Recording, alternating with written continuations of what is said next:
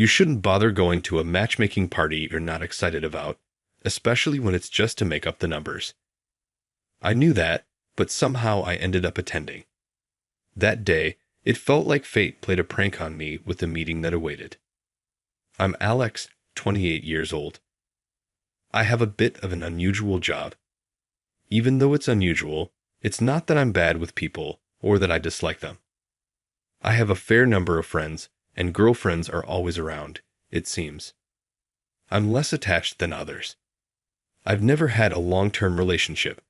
Probably there's something wrong with me. I usually don't think too deeply about it, just shrug it off with an "oh well." Again, because of this, I'm often teased by female friends as being cold. That day, I was a bit irritated as work wasn't going as planned. My work clothes were dirtier than usual, a sign that my frustration was out of the ordinary. At that moment, I got a call from an old college friend, Jason. "Alex, can you come to a matchmaking party?" Someone who was supposed to come got sick, and we're short on people, Jason said in his usual light tone. He's been known as a matchmaking party pro since our college days. He's got a wide network and is guaranteed to organize a successful event. Since college, he's been responsible for many marriages through his parties. With my hands dirty, I turned my phone on speaker, sat down on the workbench, and lit a cigarette. This is sudden, as always. It looks like I don't even have time to change. I exhale a thin stream of smoke along with my words, watching the elegant swirl of smoke in the air. I thought it looked beautiful. "The place is near your workshop, just come as you are," he said. The place he mentioned is a slightly upscale French bistro. I visit it often because it's so close. I'm well acquainted with the owner there, so showing up in work clothes is nothing unusual. "No problem at all. I'm in if you pay for it." I heard his clicking tongue through the speaker in response to my reply. "You're not broke, just always looking to take advantage," his reply, half joking as always. Nothing has changed since our college days. He indicated that the matchmaking party would start in 15 minutes. I told him I'd be a bit late and hung up. To shift my mood, I snuffed out my cigarette and an empty beer can and reevaluated the day's work on my workbench. Not satisfied with anything, with a swing of my fist, I violently crushed the day's work. After confirming it had lost its original form, I sighed deeply. Another day wasted. My profession? A sculptor. That's my title. The crushed piece was now just a lump of clay, not a slump, I reassured myself as I left the studio. The matchmaking party would be a nice change of pace. I was fed up with myself, wishing somewhere in the depths of my heart that it was. Or so I wondered. If I should at least change my clothes, even if it was just to make up the numbers, I decided to head to the restaurant where the party was to be held in my work clothes. Jason mentioned that he had gathered mostly secretaries for the event. I was curious to see how they'd react to my attire. When I arrived, everyone was already there, and Jason informed me they had just finished toasting. The other male attendees were in suits, fresh from work. Some even wore lawyer badges. Apparently, he had gathered a well-paid crowd today. "Sorry I'm late." I briefly apologized and took a seat in an empty seat. From behind the open kitchen counter, the chef, who owned this restaurant, saw me and slightly raised his hand to greet me. I nodded back slyly. "This is my college friend Alex. He's also 28, same as me." Jason introduced me to the women attending. That was the first time I saw the attending women, and to say the least, they were impressive. Their makeup and nails were immaculately done. Their slender, pale fingers looked as if they'd never touched a household chore. A tilt of their heads released a soft, floral fragrance. All of them were equally beautiful and charming, speaking in high, gentle voices. The woman sitting diagonally across from me was particularly striking.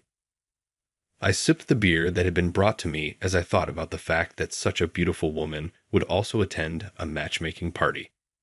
For a while, I didn't join in on the conversation, focusing instead on quenching my dry throat. During this time, I noticed something. The exceptionally beautiful woman sitting diagonally across was intentionally avoiding looking at me. She was clearly ignoring me. Apparently, she had no interest in a guy in dirty work clothes. To say she was uninterested would be an understatement. It seemed more like she harbored a slight disgust towards me. "Alex, you don't have a girlfriend right now, do you?" Caught off guard, I responded with a dull nope. That's when the beautiful woman finally looked my way. A little too much makeup, but still beautiful, as I recalled. Her name was Jessica. Surprising if you've ever had a girlfriend. She suddenly turned her attention to me, her eyes looking at me almost as if I were a stray dog. "Well, I've had a girlfriend now and then," I replied nonchalantly, facing her overt hostility. Despite the tense atmosphere between Jessica and me, the guy sitting next to her seemed completely unaware.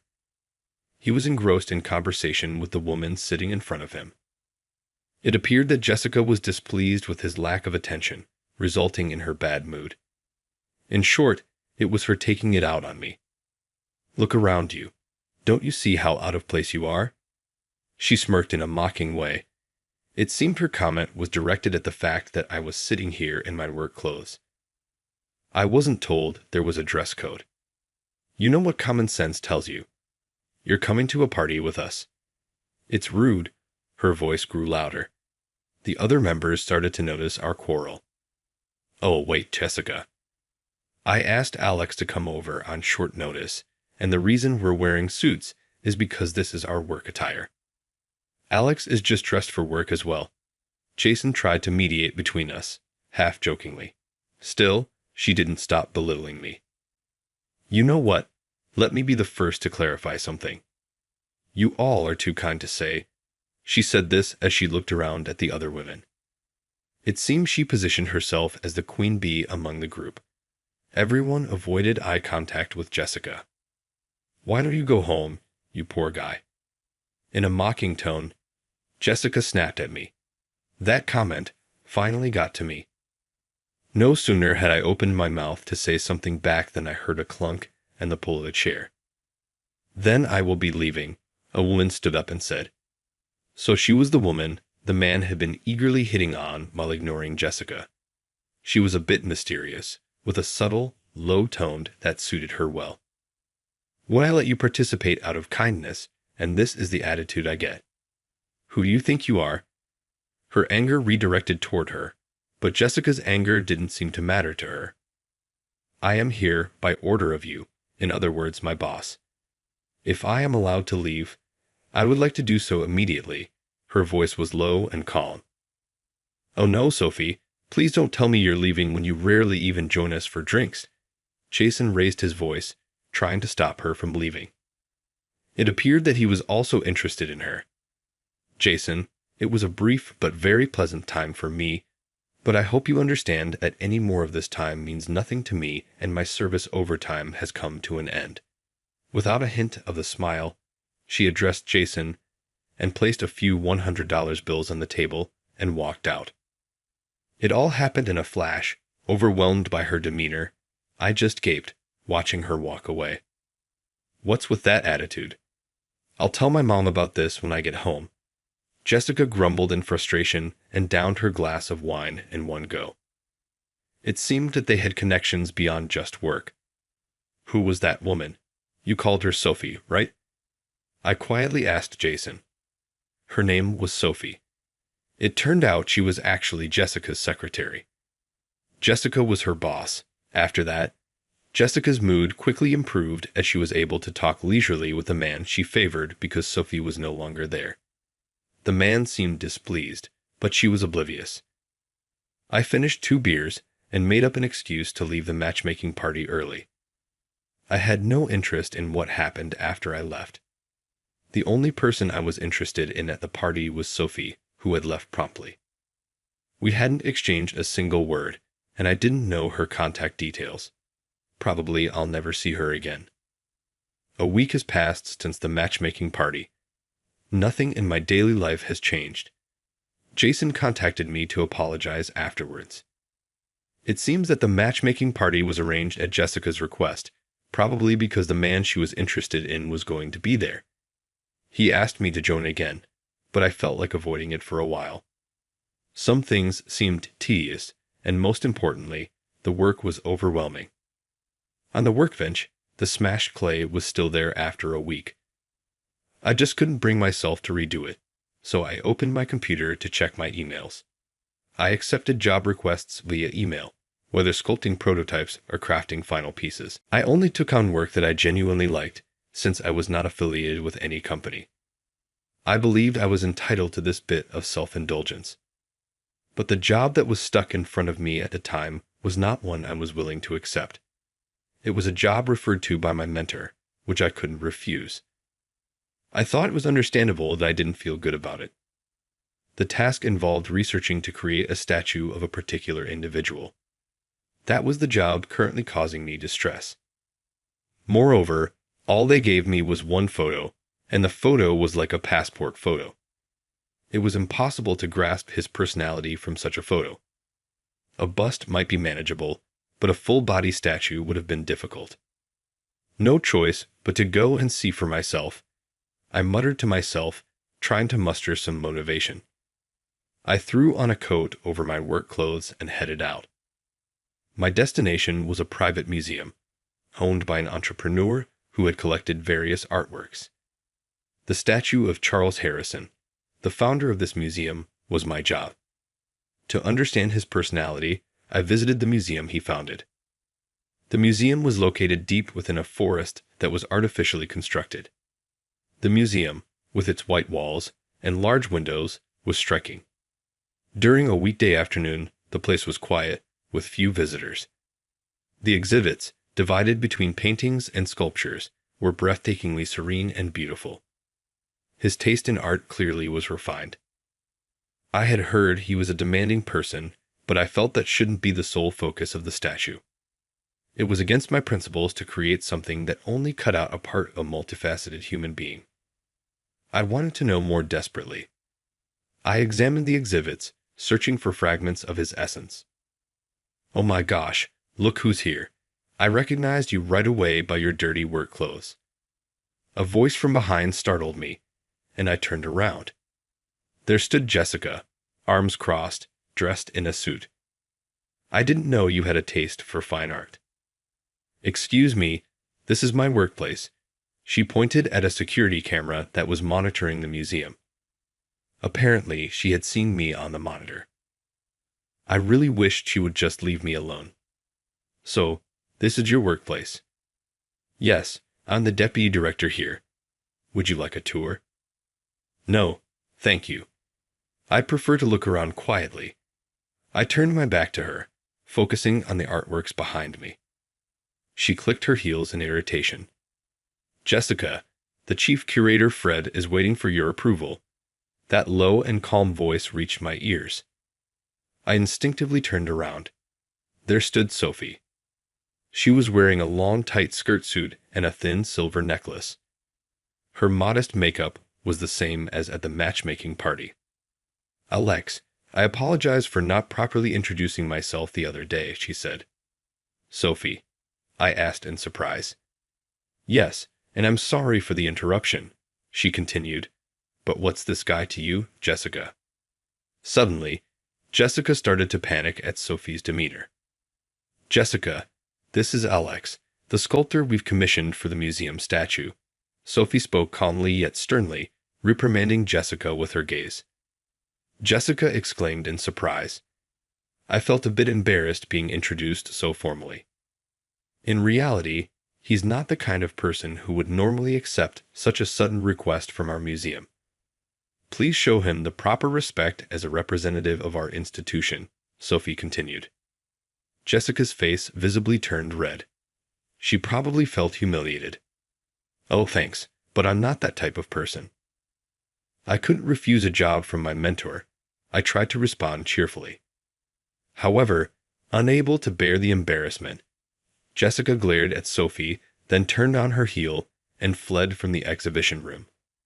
She's still so childish, it's troubling. Sophie sighed softly as she watched Jessica leave. You mentioned you were her secretary, right? Yes, I work here as a secretary for both the director Miranda and the deputy director Jessica. She then handed me her business card. She began to explain the reason she had commissioned the statue from me.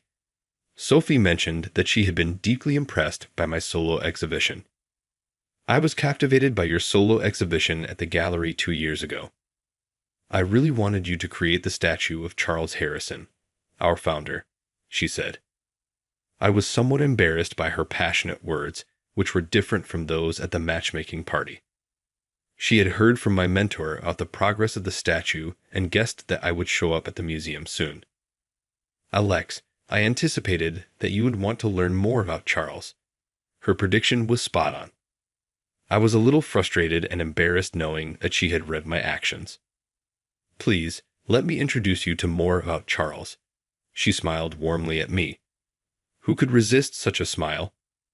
I sincerely responded, I'd appreciate that. Thank you. I had assumed she would guide me inside the museum, but instead, she quickly led me outside. She then took me straight to the museum's backyard. This was his favorite spot, she explained. It was a small space surrounded by quiet groves. Only one modest bench was placed. I became certain that he was a person who loved tranquility in nature, she explained. She told me that he always reads here. People at the top are lonely. He was no exception, she continued. The one who kept him company was... She gently handed me a photograph. At Charles's feet, a large dog lay. This dog had wandered into the forest as a stray. Sophie told me that raising a stray dog born into the wild was more difficult than we could have imagined. Always skittish, the dog could hardly walk straight even on a leash. It was Charles who had gently embraced and comforted the stray's fearful heart. He wasn't just a strict and ruthless businessman. I looked down at the photo again. Both the dog at his feet and Charles himself had calm expressions. This is a very peaceful place. I shared my genuine impression, and she nodded happily.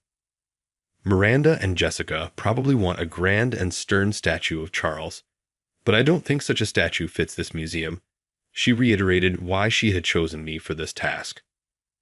I decided to meet Sophie's expectations. As she stared straight at me, I braced myself. Something clicked in my mind. Thank you. I feel like I've had a breakthrough. I needed to get back to my studio before the image in my mind faded. Sensing my urgency, she nodded appreciatively, sending me off. I left in a rush, barely managing a proper goodbye to Sophie, and hurried back to my studio. Since visiting the museum, I've been working nearly non-stop on the sculpture. Strict yet cold, kind yet solitary, Charles was a man of complex character. I focused intently on capturing the true essence of the elusive Charles. Again and again, I layered and smashed the clay, constantly experimenting. The finished miniature sculpture was incredible, even for me. I was sure Sophie would like it. She was the first person I wanted to show it to. I felt a surge of excitement welling up inside me when I notified the museum that the prototype was complete. A clerk told me that Miranda and Jessica wanted to see it. They will be visiting my studio this afternoon. If they were coming, then Sophie, who is their secretary, would probably accompany them. Imagining her delighted face made me excited. This feeling was new to me. It was like waiting for a first love. The afternoon came, and a sleek black car pulled up in front of my studio. Jessica was the first to step out. Then a woman who looked much like her followed. It was likely her mother, Miranda. I learned later that Jessica was Charles' granddaughter, and Miranda was the wife of his eldest son. Their significant roles at the museum made sense. Thank you so much for visiting my studio. As I opened the door, Miranda and Jessica, followed by Sophie, who nodded slightly behind them, entered. So, it's finished. Jessica's haughty demeanor was unchanged. Miranda, who seemed just as brazen, unabashedly scrutinized me. I've been looking forward to this. As I led them into the studio, Miranda spoke. Charles was her father-in-law, Miranda said. He was a very strict man. Her tone was somewhat bitter, which took me by surprise. My grandfather was a strict and cold businessman. I've never seen him smile. Jessica seemed to agree with her mother. Apparently, Jessica's father had passed away. Miranda and Jessica continued to speak ill of Charles, their father-in-law and grandfather respectively. Their attitude made it clear they held no respect for him. They seemed to have completely forgotten that their current lifestyle was thanks to him while they gossiped. Sophie remains silent, lips tightly sealed. At the studio, I unveiled the prototype of the statue by removing the white cloth that had covered it, eager to see their reactions. My heart was beating a bit faster, curious about what they would say. After a brief silence, Jessica spoke up. "What the heck is this? This isn't right. I've never seen him look like this. Don't make things up." My sculpture of Charles was sitting comfortably in his chair with a gentle smile on his face. The book he was reading lay face down on his lap, and his dog looked up at Charles with trusting eyes at his feet. Far from the stern and ruthless businessman image, I wanted to see Sophie's reaction turning towards her. I saw that she was quietly shedding tears. Miranda and Jessica, busy arguing loudly, hadn't noticed Sophie crying. Without raising her voice, Sophie simply cried quietly. "This is wrong. This isn't my grandfather. This isn't the grandfather I knew. Redo it." Jessica raised her hand, about to smash the clay model. Sophie restrained her hand from behind. "Let go of me," Jessica yelled. "I know this side of Charles. I can't believe that you guys, who are supposed to be part of the same family, don't know it." Her words made Jessica's cheek flush with anger. Her blood must have rushed to her head in fury. "What do you know? A gentle person, that's a joke. Do you have any idea what my mother and I went through?" Shaking off the hand that held her, Jessica screamed at Sophie with a demonic expression. "That's because you guys were secretly trying to sell off the artworks." Sophie's words made the color drain from Jessica's face. "You think me and Grandpa didn't know that?" "My father, who was the second son, told me that I should take his side," Sophie revealed. She was the daughter of Charles's second son. It appeared that Sophie and Jessica were cousins.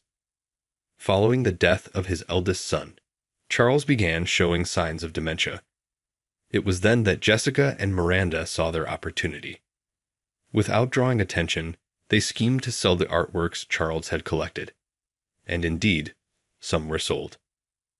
"My grandfather used to say, 'Why were you in such a hurry when they would inherit everything once he was gone?'" Sophie continued. "He was saddened that you didn't cherish his beloved artwork.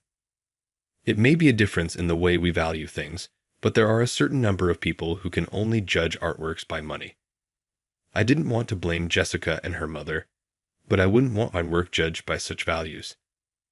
Can't you see that the reason you didn't get to touch Grandpa's kind side was because of yourself?" Her words caused Jessica to visibly slump. In a small voice, she repeated, "It's not my fault. I'm not to blame. It's because Grandpa favored you. I just wanted to teach him a lesson," she exclaimed. Selling off precious things as a way of taking revenge. Was this Jessica's form of retaliation? "It's enough, Jessica," the museum director, her mother, said as she gently embraced Jessica, who was trembling with anger. "We would like you to continue with the statue as it is," she said, taking Jessica and leaving the studio. There must have been some conflict between Jessica and Charles. "I never imagined it could have twisted this far," Alex said. "Thank you. I never imagined Grandfather could be revived in such a wonderful way," Sophie expressed her gratitude. "You wanted Jessica to know the side of him, didn't you?" I asked, noticing her surprise. Sophie relaxed, chuckled, and whispered, "You caught me." Sophie then explained that unlike her, Jessica had been raised strictly as the eldest daughter of a legitimate family. Probably, Jessica had misunderstood Charles's affection. If this statue was placed in front of the museum, Jessica will have to face the gentle Charles every day. "I hope that the twisted image of him in her mind will be replaced by this kinder version," Sophie said. She extended her hand for a handshake, and I gladly accepted. I think your cousin will be okay now. But more importantly, why don't we talk about our plans going forward? Sophie looked up, surprised. Her eyes were on me. I could see the reflection of me laughing in her big eyes. Like, how about going out to dinner with me this weekend? Her eyes widened even more. It was as if she was as startled as a deer in headlights. I wished she would say yes right away. I looked into her eyes and prayed in my heart.